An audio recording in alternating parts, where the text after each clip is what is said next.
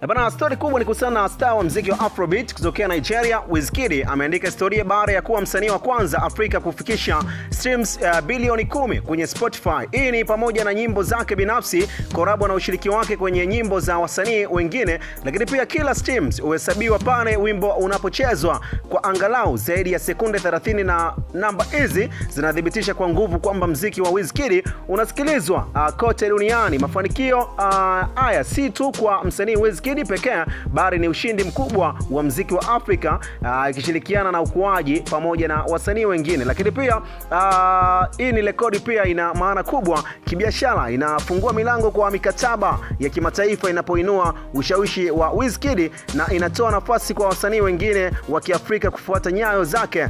Kwa mashabiki wa muziki, namba hizi hudhibitisha halisi nguvu ya Afrobeat na nafasi ya Afrika kwenye lamani ya muziki duniani, si ndio? Sasa kwa kitu ambacho anakifanya Wizkid katika kupambania muziki wake, ama kwa hatua ambayo ameipiga Wizkid kuwa na streams bilioni 10 katika mtandao wa Spotify, comment yako ni ya muhimu sana, dondosha uweze kutoa maoni yako, si ndio? Mimi naitwa J Brand, hii ni Stay In TV.